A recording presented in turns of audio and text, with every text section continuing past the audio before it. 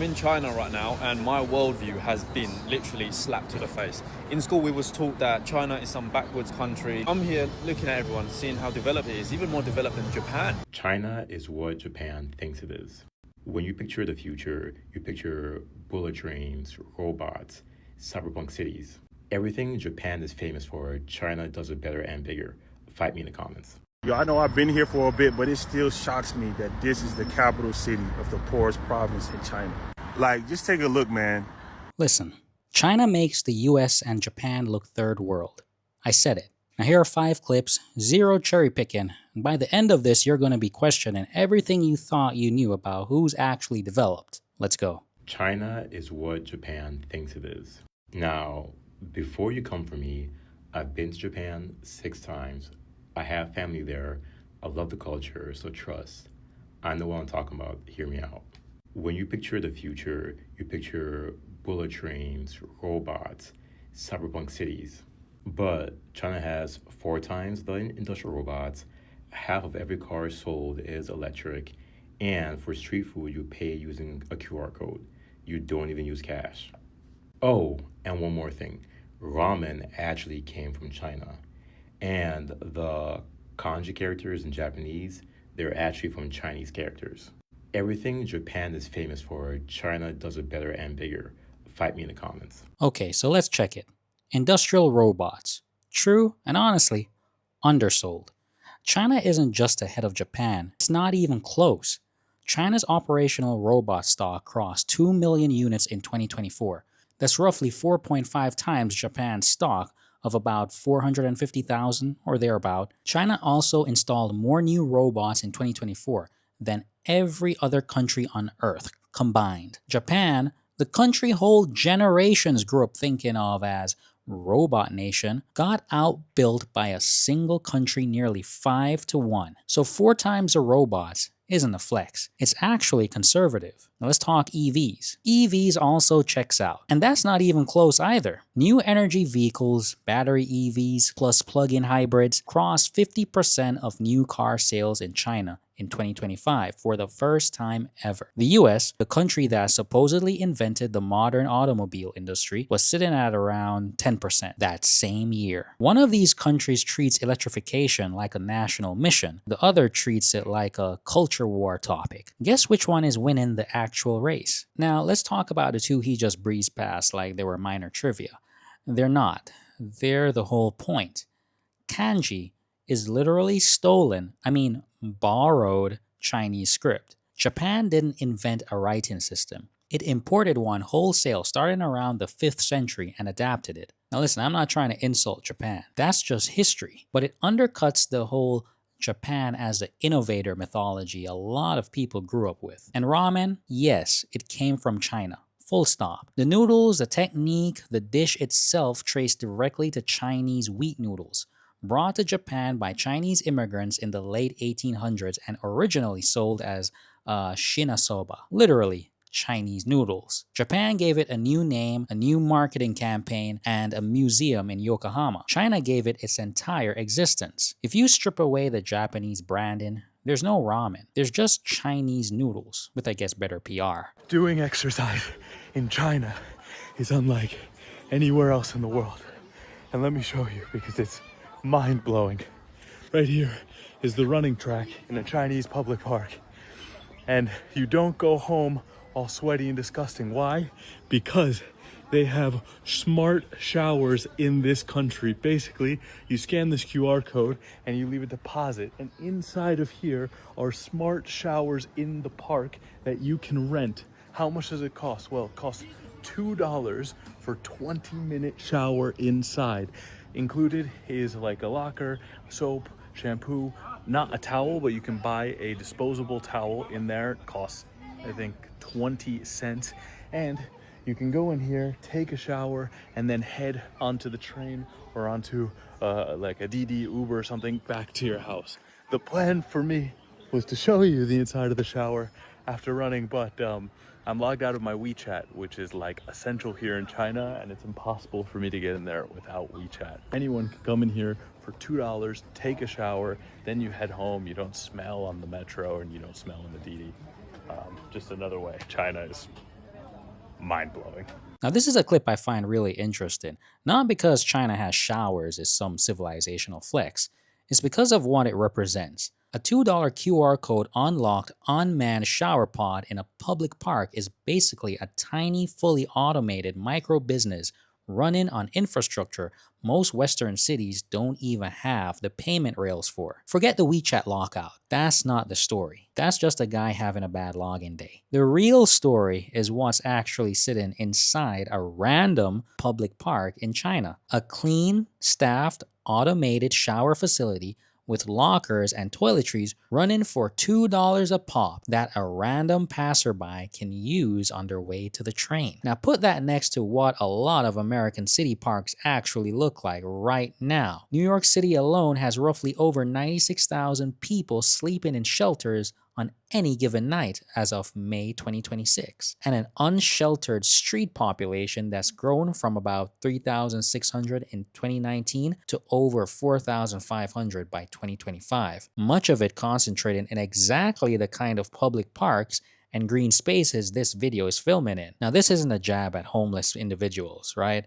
It's a jab at the infrastructure and policy failure that leaves America's public parks under-resourced and neglected, while a similar public space in China gets a functioning shower pod, working lockers, and someone presumably restocking the soap. One country built out its public spaces, the other one is still debating whether it can afford to. You know, I'm sick and tired of seeing all these foreigners in China saying this is the safest place in the world. I'm here to tell you the truth. I've been here 18 years. I just came to buy some milk for my kids. Check this out. Right outside my community, there's this grocery store. Look at this. A whole group of people, what are they doing? Barbecuing beers. Watching a replay of the World Cup. How about this? This is a fried skewer spot. See all this? Is that safe? Dude, that's not safe. I'm gonna take you guys right across the street, show you what's going on 200 meters from here. 哎呀，太危险了，老板。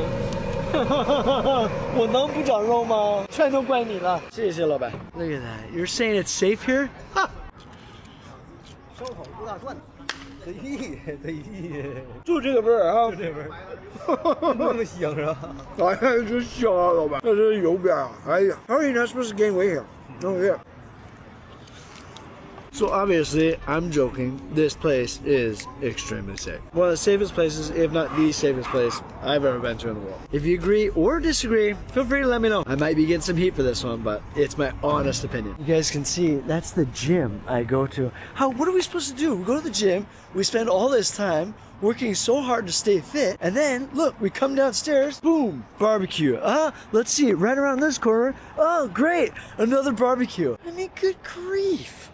Come on. So I just bumped into a guy. Can I make a video with you? Yeah, of course. He's from Dalian, but he lives in Houston. Yeah. Right? A lot of people talk about how safe China is at night, but actually, I'm talking about barbecues everywhere. Yeah. Really dangerous for weight gain. I think it's much safer than the U.S. I know. I'm just kidding. It's a joke about being easy to get fat at barbecues. Yeah. How's safety in Houston? Let's see. It's 9:23 at night. Would you go out at night downtown? No, I want to go out like at 9 o'clock. It's not really safe.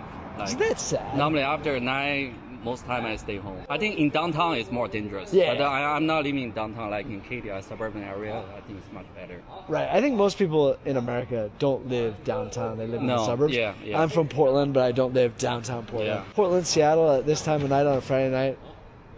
No way. Why do you think that in America it's not safe at night? If there's one reason you could say. Because people carry guns. I think it's about drugs. Some people are crazy. You never know. Yeah. There are crazy people all over the Yeah. world, but the drugs. Yeah. Oh my gosh. But, they just but luckily I live families in apart. Texas. I think it's okay. But in West Coast, California, New York City is more crazy. They're area. too soft. Yeah. Because in Texas, everyone has guns. Yeah. So it's not too bad. Nobody's fucking around there. Yeah, don't mess with the Texans. Exactly. Yeah.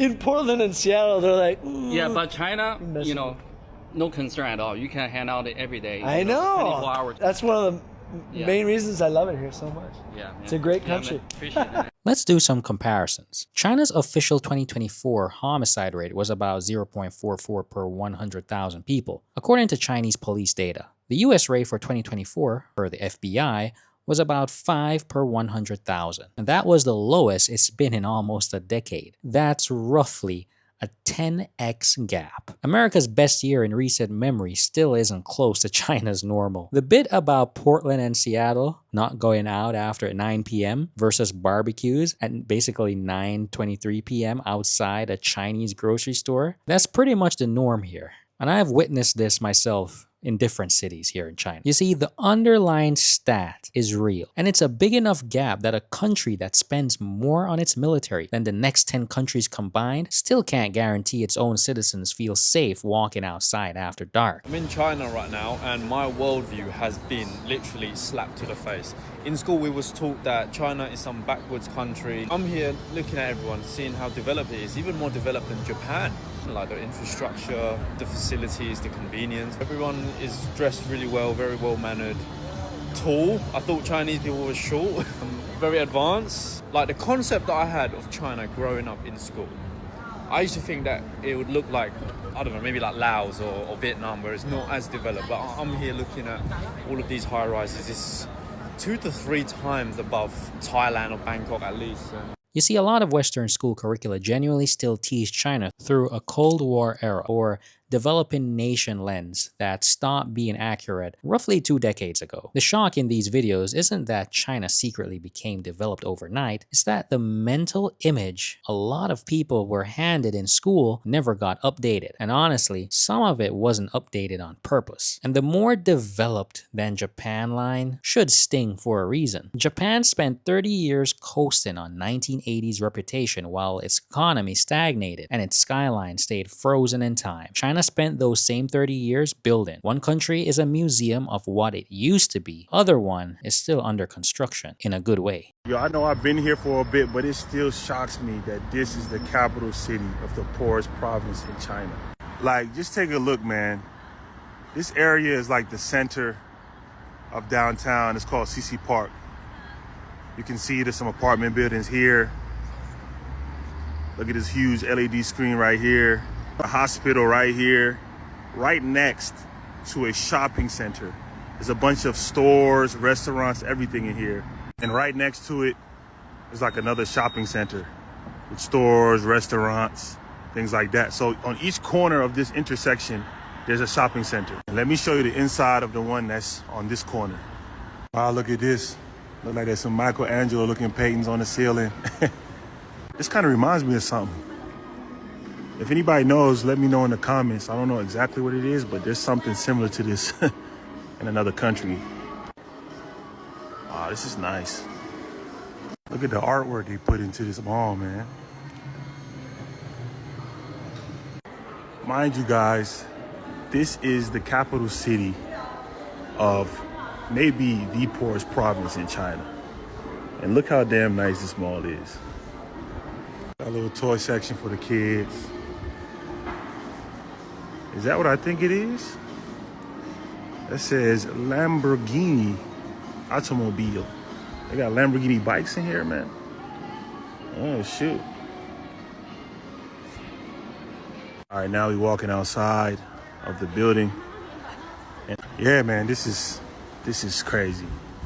Like, where's the tax money in America going? This is the poorest province in China. Okay, so Guizhou, from my research, isn't universally ranked as a single poorest province. Different rankings put it anywhere from 4th to 7th lowest in GDP per capita, depending on the year and methodology, but it is consistently in China's bottom tier. Historically, one of its poorest and most rural provinces. So his rounding isn't wrong. It maybe is just a little imprecise. It should be one of the poorest, not the poorest, guaranteed no contest. But here's the part that's actually wild though. That imprecision doesn't really matter much for the point that he's making. Even in the genuinely poorest province, the provincial capital has a mall with a ceiling mural and a Lamborghini dealership. That's a flex. Not the ranking asterisk, but the floor. The bottom of the Chinese development curve still produces infrastructure that would be a nice mall in a rich western suburb. So here's a pattern across all these clips. Robots, EVs, payments, safety stats, provincial malls. None of it's cherry-picked from one glossy city. It's Beijing tier stuff showing up in the poorer provinces. Meanwhile, The two countries that spent decades telling the world they were the standard everyone else should aspire to are watching that standard get quietly outbuilt, out-automated, and out-electrified. That's the actual story people keep tripping over. Anyway guys, which clip surprised you the most? Let me know in the comments. And if you're about to type, well actually, check the sources in the description first. Well guys, if you got any value from this video, give it a thumbs up, subscribe, and share. As usual guys, thanks for watching, and until next time, bye.